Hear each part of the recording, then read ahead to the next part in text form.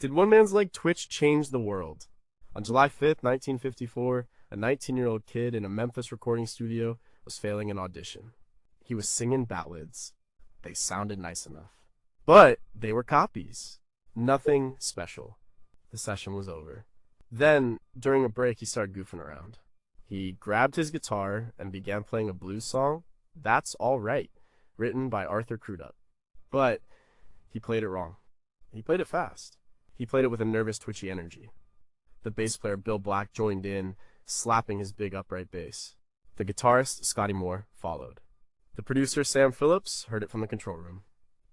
"What was that?" he yelled. "Do it again." They did. And in that moment, the rhythm of popular music shifted on its axis. Before that moment, pop music was mostly smooth. It was controlled. It was for dancing cheek to cheek. After that moment, it became a nervous system. It became about energy. It became about the feeling in your gut and your hips. How did this happen? How did a happy accident by a truck driver from Tupelo, Mississippi rewrite the rules of rhythm? Was it the beat, the voice, or the technology? And what if that accident never happened? Would we still have rock and roll? Number 17 was Elvis an innovator or an echo? This is the hard question. It's the one that sits at the foundation of everything. Did Elvis Presley create a new rhythm, or did he just amplify a rhythm that was already there? To answer it, we have to be honest. Elvis did not invent the backbeat. He did not invent the blues shuffle. He did not invent the gospel fervor that fueled his voice. These were the rhythmic bedrocks of Black American music for decades. The musicologist Charles Hamm, in his book Yesterday's Popular Song in America, makes it clear that the core elements of rock and roll were present in rhythm and blues records of the late 1940s and early 1950s. Artists like Wynonie Harris, with his 1948 hit Good Rockin' Tonight, were already laying down the law. Roy Brown recorded the same song a year earlier. It had a heavy backbeat, a shouting vocal, and a saxophone solo that was pure energy. So what did Elvis do? He was a synthesizer, but that word is too sterile. He was more like a human prism. He took in all the music around him in Memphis. He absorbed the raw blues of Beale Street. He soaked up the white gospel he heard at the Assembly of God Church. He loved the smooth country of Eddie Arnold and the high, lonesome sound of Bill Monroe. He listened to the pop crooners like Dean Martin. In his mind, and in his body, these sounds didn't have walls between them. They blended. They became one thing. The key event is that July 1954 session at Sun Records, when Elvis, Scotty Moore, and Bill Black played Arthur Big Boy Crudup's That's All Right. They weren't trying to imitate Crudup's 1946 recording. And Crudup's version is a classic mid-tempo blues. It has a relaxed, weary feel. Elvis's version is a panic attack. It's twice as fast. Bill Black isn't just playing a bass line, he's slapping the strings against the wood, creating a percussive explosion on every beat. Scotty Moore isn't just playing blues licks, he's playing them with a clean, country-inflected tone. And Elvis isn't just singing the blues, he's hiccuping, stuttering, and phrasing with a frantic energy that feels completely new. With music historian Peter Guralnick, in his definitive biography, Last Train to Memphis, describes this moment not as a calculated act of creation, but as a moment of pure, uninhibited release. It was the sound of a young man letting go of all his influences at once. He took a black rhythm and played it with a white country sensibility. The result was rockabilly. It wasn't blues, it wasn't country, it was this new hybrid thing. And the rhythm was nervous, it was jittery, it was sex. And because he was a white kid with a handsome face, this hybrid rhythm was able to cross a racial line that had, until then, been strictly enforced on mainstream radio. He wasn't the source of the river, but he was the one who broke the dam. He was an echo that was louder than the original shout, and that echo reached places the shout never could. But what if Sam Phillips hadn't left the tape running? If that moment of spontaneous creation was lost, would another white artist have made the same connection a year later? Or was the specific blend of influences inside Elvis Presley so unique that without him, the rhythmic fusion of rock and roll might have taken a completely different, slower path into mainstream culture? And does calling him a synthesizer diminish his role, or does it more accurately describe the very nature of artistic creation? At number 16, did a recording technique invent a new rhythm? And the sound of early Elvis records is unmistakable. It's not just the music, it's the space around the music. Oh, it sounds like it was recorded in a big empty hall with Elvis's voice bouncing off the walls. That sound has a name, slapback echo. And it wasn't just an effect, it was a rhythmic instrument in itself. Sam Phillips, the founder of Sun Records, was a genius of sound. He wasn't just trying to capture a performance. He was trying to create a mood. He discovered that by using two tape recorders, he could play back a sound a fraction of a second after it was recorded. This created a quick, sharp echo. It wasn't the long, cavernous reverb you hear in a cathedral. It was a tight, percussive slap. Listen to Miss You Train. Elvis sings a line, and a ghostly version of that line answers him back a millisecond later. It creates a stutter. It creates a sense of urgency and speed. This technique had a profound effect on the rhythm. The slapback echo acted like a phantom drummer. It filled in the gaps. It made the simple instrumentation of guitar, bass, and voice sound bigger and more complex. In his book, The Sun Records Story, Colin Escott details how Phillips obsessed over this sound. He believed it added a sense of bigness and a sense of depth, but it did more than that. It turned the voice into a rhythmic pattern. The echo of each word became its own beat. This is crucial. Before this, pop singers' voices were meant to soar above the music. They were separate. With slapback, Elvis's voice became part of the percussive texture of the song. The echo on Bill Black's slapping bass made it sound like two bass players.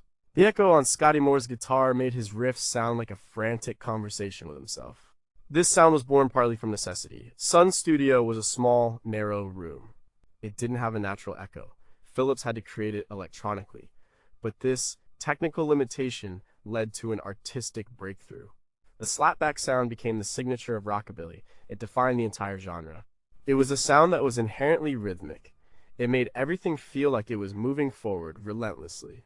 When RCA Records bought Elvis's contract in 1955 for the then unheard of sum of $35,000, their sophisticated Nashville studios at first struggled to replicate the raw, chaotic sound Phillips had captured. The RCA engineers, as documented in Ernst Jorgensen's Elvis Presley Life and Music, were used to creating clean, polished recordings. They had to learn how to make things sound a little bit broken, a little bit out of control, just like Phillips had.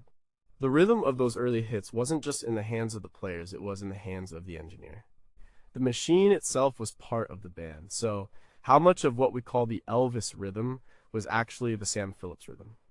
If Elvis had recorded those same songs in a different studio with a different producer, would they have had the same impact? Could a simple audio effect truly be responsible for creating a new rhythmic feel, or was it just decorating a rhythm that was already revolutionary on its own? And in today's world of unlimited digital effects, have we lost the ability to appreciate how a single, simple technological innovation could change music forever? Number 15, how did putting the beat in the wrong place create a revolution? Before 1955, most mainstream white pop music had a clear rhythmic emphasis. Think of a waltz ONE 2-3, ONE 2-3, or March ONE 2-3-4. The emphasis was on the downbeat. It was the beat you tapped your foot to. It was orderly. It was predictable. Rhythm and blues music, however, often did the opposite. It put the heavy emphasis on the backbeats, 1 TWO3-4. This is the beat you snap your fingers to. It gives the music a forward-leaning, propulsive feel. It's a feeling of tension and release. This wasn't new in black music. You can hear it in early jazz and gospel, but in the world of white teenage pop music, it was an earthquake. Elvis Presley's music was the Trojan horse for the backbeat. He didn't invent it, but he made it the unavoidable center of the music. The man who physically embodied this shift was drummer DJ Fontana. He joined Elvis, Scotty, and Bill in 1955.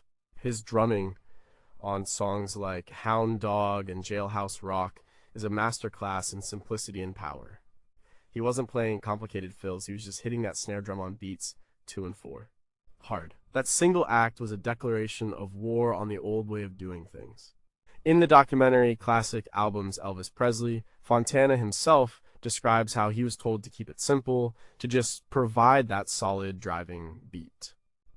He was the engine that, whack, on the snare drum became the single most important sound in rock and roll. It was a command. It told you to move. Musicologist Robert Walser, in his analysis of rock music, argues that the backbeat is more than just a musical choice. It's a cultural one. The downbeat feels grounded, stable, and authoritative.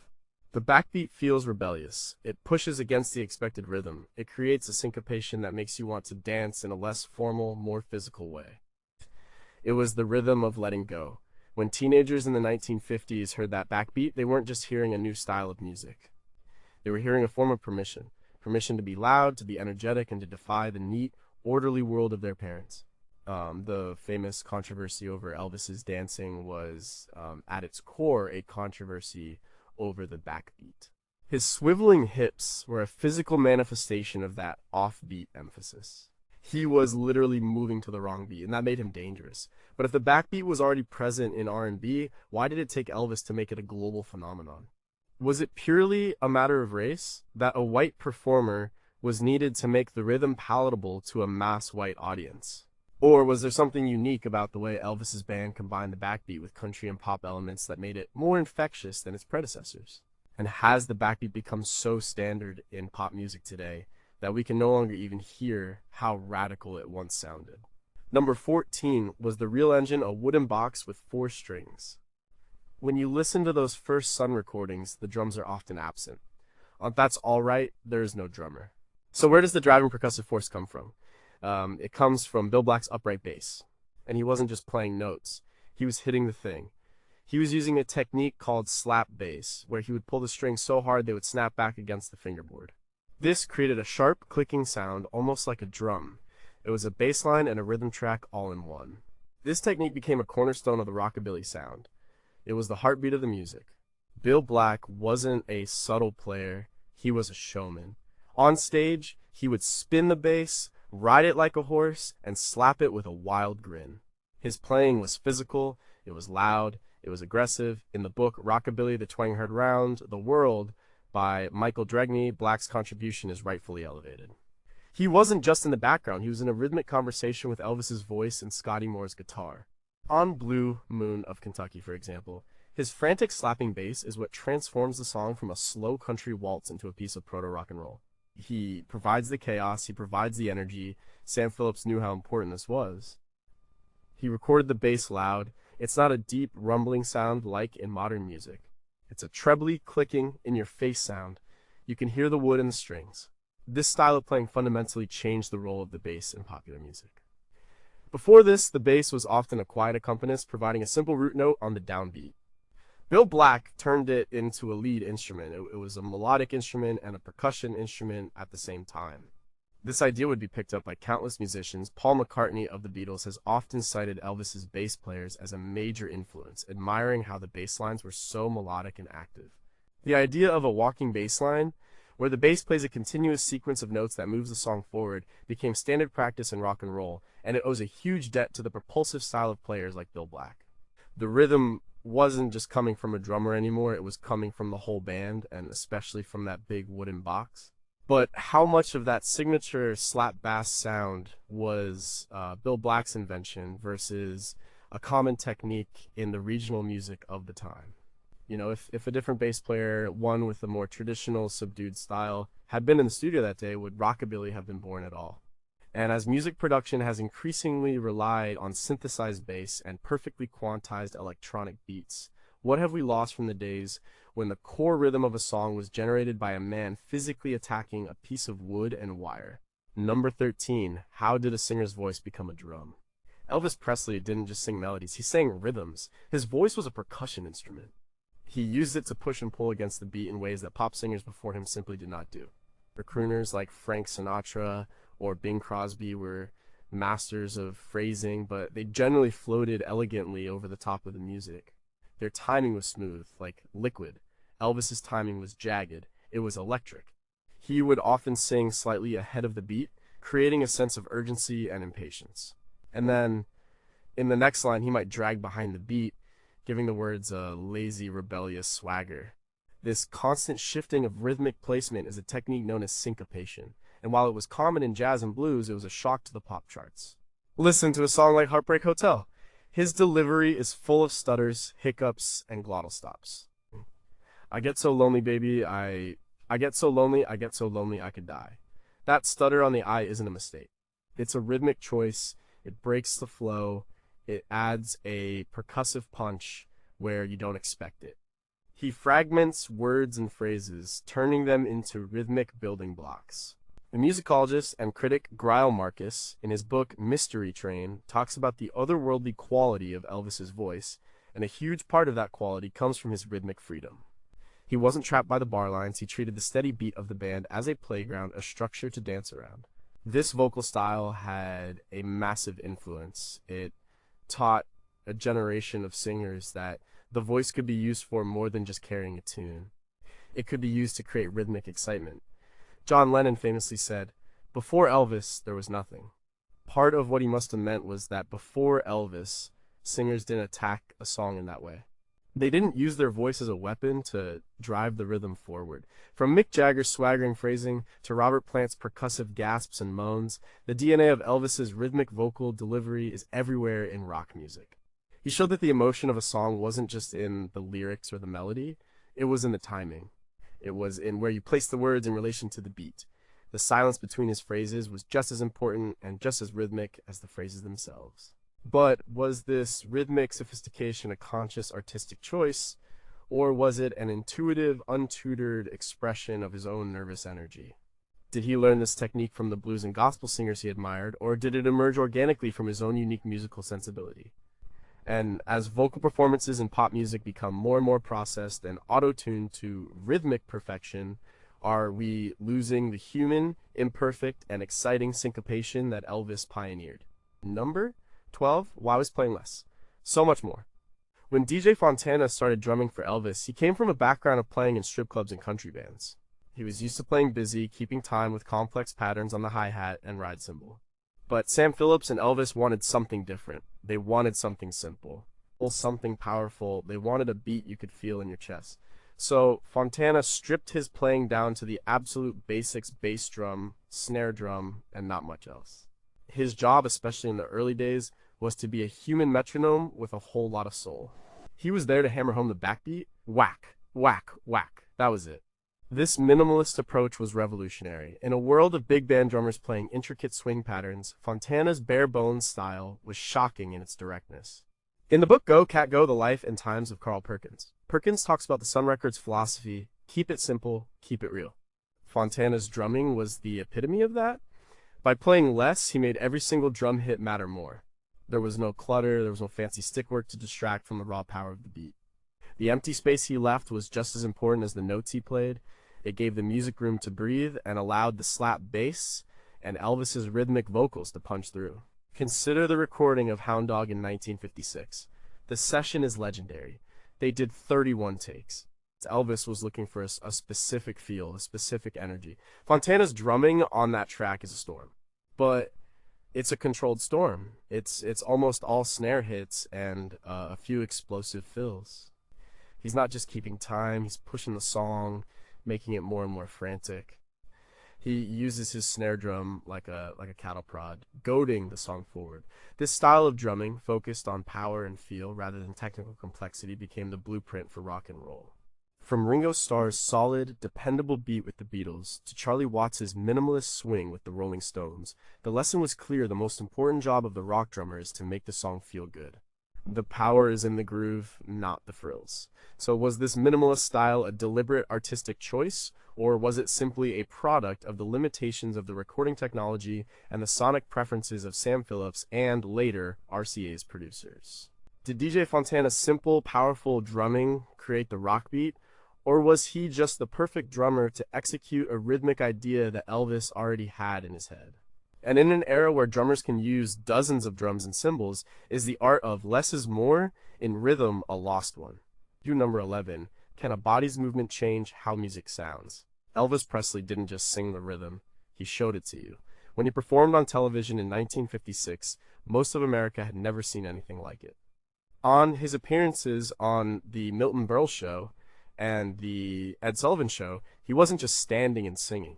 He was twitching, shaking, and swiveling his hips. He was a lightning rod for the music. His body was a visual representation of the backbeat, the syncopation, and the nervous energy of rock and roll.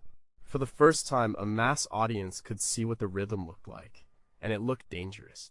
It looked sexual, it looked out of control. This created a moral panic.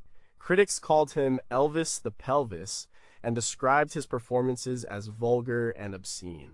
The famous Ed Sullivan Show appearance on January 6, 1957, is the key event.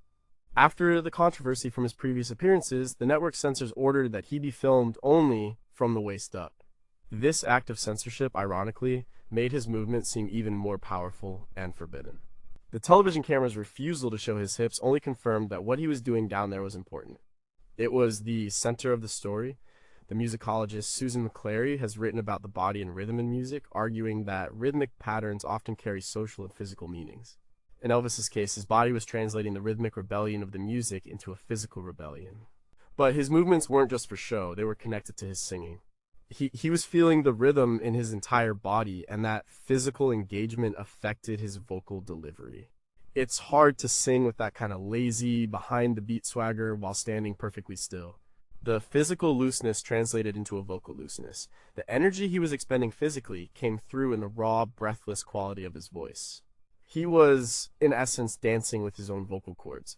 This fusion of sound and movement was a game changer. It created the template for the modern rock frontman. Before Elvis, singers were mostly static figures. After Elvis, the performance of a song became a full-body athletic event. Every rock star who has ever struck a pose on stage, from Mick Jagger to Bruce Springsteen to Freddie Mercury, owes a debt to the way Elvis first made rhythm a visual spectacle. But did the controversy over his dancing actually help sell more records by making him a symbol of teenage rebellion? Was his physical performance a calculated act to create a sensation, or was it an uncontrollable, genuine reaction to the music he was making? And if we could only listen to his records and had never seen him perform, would we understand the rhythmic impact of his music in the same way? Number 10, what happens when a country waltz gets the blues? One of the most revealing moments in Elvis's early career is the story of his second single. After the unexpected local success of That's All Right, a blues song done in a frantic country style, Sam Phillips needed a B-side. Elvis and the band started playing Blue Moon of Kentucky, a song written and recorded by the father of bluegrass, Bill Monroe. Monroe's original version from 1946 is a slow, mournful waltz in 3/4 time. It's a classic piece of high, lonesome country music. As documented by Peter Guralnick, after they played a version that was faithful to the original, Bill Black started goofing around, slapping his bass, and singing the song in a high, silly voice, but in a fast 4/4 time. Elvis and Scotty joined in. Phillips, hearing the potential, encouraged them. The result is a complete reinvention. Elvis's version of Blue Moon of Kentucky is a rockabilly explosion. They took a song that was rhythmically a circle, O-N-E 2-3, O-N-E 2-3, and turned it into a straight driving line, O-N-E T-W-O 3-4. The slapback echo makes it sound even more frantic. Elvis is whooping and hollering. It's joyful and chaotic. When the record was released in July 1954, it was a two-sided puzzle. One side was a black blues song played by white country musicians. The other side was a white country song played with a black rhythm and blues feel. This single record was the Rosetta Stone of rock and roll. It showed that the rhythm, not the genre, was the most important thing. You could take any song from any source and transform it by changing the rhythmic foundation. This act of rhythmic alchemy was Elvis's great talent. He saw the connections between genres that no one else saw. He understood on an intuitive level that a gospel hand clap, a blues shuffle, and a country backbeat were all part of the same rhythmic family. This fusion was controversial. It's said that Bill Monroe himself was initially horrified by what Elvis had done to his song. But he couldn't argue with its success. The record became a bigger hit than the A-side in some areas. This process of rhythmic transformation became a standard tool for rock and roll. The Beatles would later do it by taking, sweet pop melodies and driving them with a hard rock beat. Countless artists have built careers on this principle. The song is one thing, but the rhythm is everything. But was this fusion a conscious act of musical experimentation, or was it just the accidental result of three young musicians fooling around in a studio? Did Elvis truly understand the musicological significance of changing a song's time signature, or was he just doing what felt good? And how many other classic songs exist in a parallel universe, with completely different rhythms waiting for an artist to come along and reinvent them? Number 9, was the church the secret source of the swing? You can't understand Elvis's rhythm without understanding his relationship with gospel music. He grew up attending the First Assembly of God Church in Tupelo and later in Memphis. This wasn't a quiet, reserved form of worship. It was Pentecostal. It was loud. It was rhythmic. It involved hand clapping, foot stomping, and ecstatic singing. The music was participatory. The congregation wasn't a passive audience, they were part of the rhythm section. This experience was burned into Elvis's musical DNA. The powerful backbeat, the call and response patterns, and the feeling of building to a frenzied climax, all of these are hallmarks of the gospel music he loved. In his book, A Wop Bopaloo, Bopalop Bam Boom, The Golden Age of Rock, Nick Cohn writes about the sanctified feel of early rock and roll. This is what he was talking about. It's that feeling of religious fervor but applied to secular themes. When Elvis sang, he often employed the techniques of a gospel singer. He used melisma, which is singing multiple notes on a single syllable, to add emotion and rhythmic complexity. He built tension in a song, starting quietly and building to a powerful shouting release, just like in a gospel service. You can hear this clearly in his studio sessions, especially during his warm-ups. Between takes of rock and roll songs, he and his backing group, the Jordanaires, would often break into spontaneous renditions of their favorite gospel quartets, like the Statesman Quartet or the Blackwood Brothers. Ernst Jorgensen's sessionography details these moments, showing how seamless the transition was for Elvis between sacred and secular rhythms. This gospel influence gave his rhythm a special kind of swing. It wasn't just a stiff metronomic beat. It had a human pulse. It had a joy and an abandon that came directly from the church. The Jordanaires, a white gospel group, were crucial to this sound on his RCA records. Their smooth oohs and ahs provided a bed for Elvis's raw voice, but their rhythmic sense, honed in the church, locked in perfectly with the band. They were part of the groove. This fusion of blues rhythm and gospel fervor created a powerful new formula. It had the rebellion of the blues and the ecstasy of the church. It was a rhythm you could dance to on Saturday night and still feel in your soul on Sunday morning. But how did Elvis, a deeply religious man, reconcile using the sacred rhythms of the church to perform music that was so often condemned as sinful and worldly? Was the emotional intensity of his performances a form of spiritual release for him, regardless of the lyrics? And if he had grown up in a more reserved mainstream denomination, would his music have ever found the wild, ecstatic rhythm that defined it? Number 8. How did a Memphis rhythm conquer the world? The Elvis rhythm didn't stay in Memphis. It didn't even stay in America. It went global. And its most important landing spot was Liverpool, England. In the late 1950s, a teenage John Lennon first heard Elvis's Heartbreak Hotel. As he later described it, the effect was profound. It was the first time he had heard music that felt truly modern, truly his. It was the sound of a different world, a world of freedom and energy that was a million miles away from post-war England. He and his friends, Paul McCartney and George Harrison, became obsessed. They studied Elvis's records. They learned Scotty Moore's guitar licks. They learned Bill Black's bass lines. And most importantly, they absorbed the rhythm. The early music of the Beatles is a direct descendant of Elvis's rockabilly and rock and roll. You can hear it in the driving beat of I Saw Her Standing There. You can hear it in the slapback echo they used on their early recordings. You can hear it in Lennon's vocal phrasing, which often mimicked Elvis's mix of swagger and vulnerability. But the Beatles weren't just imitators. They were brilliant students. They took the American rhythm they learned from Elvis, Little Richard, and Chuck Berry, and they added their own unique ingredients, English pop melodies, complex harmonies, and a fresh, cheeky attitude. This new combination, forged in the clubs of Hamburg and Liverpool, became the sound of the British invasion. It was the Elvis rhythm, translated and sent back across the Atlantic. The impact of this cannot be overstated. As documented in countless histories of the era, such as Can't Buy Me Love the Beatles, Britain, and America by Jonathan Gould, the British invasion re-energized American popular music. It was a feedback loop. An American rhythm, born from a fusion of black and white Southern music, was adopted by British kids, who then sold it back to America in a new package. The Rolling Stones, the Kinks, the Animals, all of them started by trying to sound like American R&B and rock and roll artists. Mick Jagger's entire stage persona is an extension of Elvis's physical embodiment of rhythm. Keith Richards built his guitar style on the foundation of players like Scotty Moore and Chuck Berry. The simple, powerful backbeat that Elvis pushed into the mainstream became the lingua franca of global youth culture. But why was this American rhythm so powerfully resonant with young people in other countries, like England? What was it about that specific beat that spoke to a universal desire for rebellion and excitement? And if Elvis's music had never crossed the ocean, what would British pop music have sounded like? And would the musical and cultural revolution of the 1960s have happened in the same way?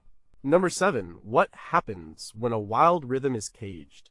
In the 1960s, something happened to the Elvis rhythm. It got tamed. After he returned from the army in 1960, Elvis's career shifted focus from the recording studio to the movie studio. He made a string of light, formulaic musical comedies, and the music in those movies, for the most part, was a pale imitation of the revolutionary sound he had pioneered a few years earlier. The wild, nervous energy was gone. The raw, slapping bass was replaced by a smoother, more conventional electric bass. The minimalist drumming of DJ Fontana was often replaced by lush, orchestral percussion. The rhythm was put in a cage. The recording sessions for these movie soundtracks, as detailed in Ernst Jorgensen's research, were often rushed, assembly line affairs.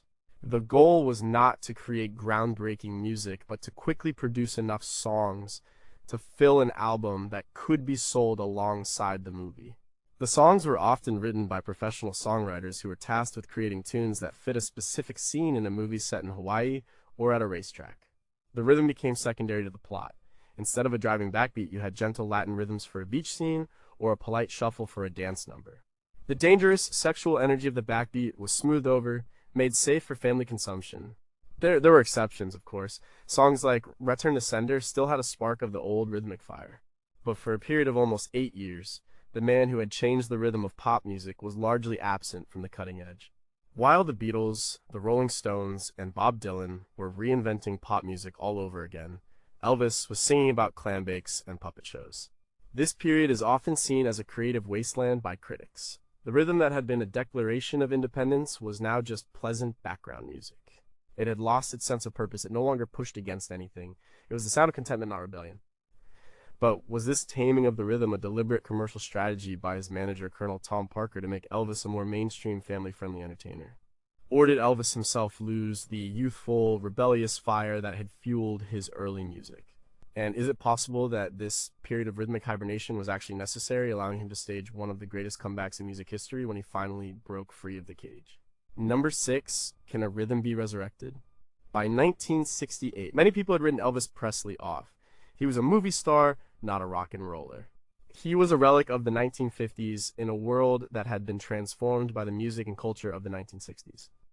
Then came a television special. Originally planned as a simple Christmas show, it became something else entirely.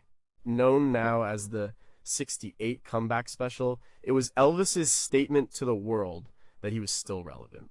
And he made that statement by reconnecting with the rhythm that had made him famous in the first place.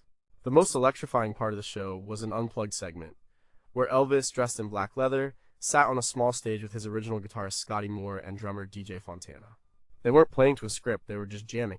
The rhythm in this segment is raw, powerful, and alive. It's the sound of a man reclaiming his own legacy. When he tears into songs like Heartbreak Hotel and One Night, the rhythm is even more aggressive than it was in the 1950s. His voice is deeper, rougher. His body is in constant motion. He's physically driving the band with his energy. This wasn't the safe, caged rhythm of his movies. This was the dangerous rhythm of the Sun sessions, unleashed and updated. In his book Elvis Presley, the 68 comeback special, author Steve Binder, who directed the special, talks about the deliberate effort to strip away the Hollywood gloss and get back to the raw essence of Elvis's music. That essence was the rhythm. Following the success of the special, Elvis returned to Memphis in 1969 to record at American Sound Studio. The sessions produced some of the greatest music of his career, including Suspicious Minds and In the Ghetto. The rhythm on these tracks is different again. It's not the frantic rockabilly of the 50s. It's a deep, funky, soulful groove played by a masterful session band. This new rhythm was mature. It had weight. It had absorbed the sounds of soul and funk that had developed while he was in Hollywood. Suspicious Minds is a rhythmic masterpiece, with its famous time signature changes and its driving, unstoppable groove. It proved that the Elvis rhythm wasn't a static thing. It could evolve, it could grow. It was resurrected, but it came back as something new, something more powerful. But could Elvis have staged this comeback without the 68 special forcing him to confront his own musical past? Was his return to a more powerful rhythm a genuine artistic rebirth, or a calculated career move to compete with the new generation of rock stars? And did the slick, powerful rhythm of his 1970s Las Vegas shows ultimately become a new kind of cage, just as limiting in its own way as the movie soundtracks had been? Number 5. Did Lieber and Stoller give Elvis his smartest beat? While Sam Phillips helped Elvis find his raw, primal rhythm, the songwriting and producing team of Jerry Leiber and Mike Stoller helped him refine it. They gave him some of his most iconic and rhythmically sophisticated hits, including Hound Dog, Jailhouse Rock, and Don't. And Lieber and Stoller were two young, white, Jewish kids from New York who were obsessed with black rhythm and blues. They wrote witty, story-driven songs that were structured like miniature plays. And they understood rhythm on a deep level. They didn't just write a melody and lyrics, they wrote a groove. Their collaboration with Elvis began with Hound Dog. The song was originally recorded by the blues singer Big Mama Thornton in 1953. Her version is a slow, grinding 12-bar blues. It's powerful, but it's not rock and roll. Elvis had seen a Las Vegas lounge act perform a comedic, sped-up version of the song and decided to record it. In the studio, as Lieber and Stoller recounted in their autobiography, Hound Dog, the Lieber and Stoller autobiography, they were initially horrified by Elvis's frenetic take. But they quickly recognized its power and helped shape the final recording. The result is one of the most explosive rhythmic tracks ever made. DJ Fontana's drumming is relentless. The whole track feels like it's about to fly apart. Jailhouse Rock, recorded in 1957, is perhaps their masterpiece of rhythm. The song starts with a jarring, stop-start beat. The entire structure of the song is built around powerful, syncopated accents. It's a rock and roll song that thinks like a piece of musical theater. The orchestration is detailed. The beat is complex. It's a huge leap forward from the simple three-chord rockabilly of the Sun years. Leiber and Stoller brought a new level of intelligence and wit to Elvis's sound. They understood how to use rhythm to tell a story and create a dramatic effect. They helped Elvis transition from a raw, natural talent into a sophisticated recording artist. They gave his rebellion a structure and a sense of humor. The rhythm was still dangerous, but now it was also smart. But how much of the rhythmic genius of songs like Jailhouse Rock belongs to Elvis, and how much belongs to Lieber and Stoller's brilliant production? Was Elvis merely the perfect vehicle for their sophisticated rhythmic ideas, or was he an active collaborator in creating the final groove? And if he had continued to work with producers as innovative as Lieber and Stoller throughout the 1960s, how might his musical evolution and the evolution of pop rhythm have been different? Number 4, how did the rhythm change when the guitar learned to sting? Scotty Moore's guitar playing on the early Elvis records is the definition of taste and economy. He wasn't a flashy soloist. He played short, sharp, melodic phrases that perfectly complemented Elvis's vocals. His style was a blend of country fingerpicking and blues licks, and it was the perfect foil for the raw energy of Elvis and Bill Black. But by the time Elvis made his comeback in the late 1960s, the role of the electric guitar in rock music had changed. It had gotten louder, more aggressive, and more central, and Elvis's new lead guitarist, James Burton, was a master of this new style.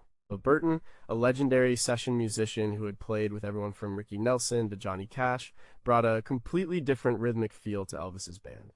His style was fluid and stinging. He could play lightning-fast country licks, but he could also play gritty, bluesy bends. He gave the rhythm a new edge. Listen to the live recordings from Elvis's Las Vegas shows in the early 1970s. The entire band is a powerhouse, driven by the thunderous drumming of Ronnie Tutt. But it's often Burton's guitar that provides the rhythmic accents and the explosive energy. His sharp, staccato phrases punctuate the beat, creating a constant dialogue with Elvis's voice. The rhythm section lays down a massive, solid foundation, and Burton dances all over the top of it. This change is documented in books like Elvis the TCB Band, which details the formation and sound of this legendary group. The Telecaster guitar sound that Burton perfected became a staple of country and rock music. It was a clean but aggressive tone that could cut through a loud band. With this new, more powerful guitar sound at the center, Elvis's music became bigger and more dynamic. The rhythm wasn't just about the backbeat anymore, it was about the interplay between all the instruments. It was a more complex, more muscular rhythm for a more mature performer. The nervous, jittery energy of the 1950s was replaced by the confident, powerful strut of the 1970s, and James Burton's guitar was the sound of that strut. But did this shift to a more guitar-driven arena rock sound cause Elvis to lose some of the subtle, unique rhythmic interplay of his early rockabilly work? Did the sheer power and volume of the TCB band sometimes overwhelm the nuances of the songs? And how much did James Burton's signature guitar style influence the direction of Elvis's music in his final years? Number 3, From Shouter to Crooner and Back Again, how did the rhythm live in his throat? The story of Elvis's rhythm is often told through his band and his body, but the primary source was always his voice. And his voice was not one thing, it was many. He could be a raw, frantic shouter one moment and a tender, gentle crooner the next. The way he switched between these styles was a key part of his rhythmic genius. He used vocal texture as a rhythmic tool. A rough, shouted phrase would hit you like a snare drum. A soft, breathy line would feel like a cymbal's whisper. In the 1950s, his voice was a vessel for pure, youthful energy. On a song like Blue Suede Shoes, he's pushing his voice to its limit, shouting and hiccuping with an almost uncontrolled glee. This was a direct assault on the smooth, polished vocal style of the pop crooners who dominated the charts. As cultural critic Dave Marsh has written, this sound was a form of rebellion in itself. It was the sound of a young generation that didn't want to be smooth and controlled. But even in this early period, Elvis could switch gears. On a ballad like Love Me Tender, he strips all the grit from his voice. He sings with a gentle, almost whispered tone, carefully placing each word with a crooner's sense of timing. The rhythm here is in the stillness, the space between the words. In his later career, his voice grew deeper and richer, and his control became even more astonishing. During his Las Vegas years, he would often showcase his vocal range and rhythmic versatility within a single show. He could move from the powerhouse rock of Polk Salad Annie to the heartbreaking vulnerability of You've Lost That Lovin' Feelin'. The rhythm of his performance was a journey. He understood dynamics. He knew when to push and when to pull back. He could command a massive rhythm section with a roar and then silence 1,000 people with a quiet phrase. His throat was the control room for the entire rhythmic experience. But as he aged, did he begin to rely more on his powerful croon and less on the raw, rhythmic shouting that had first made him famous?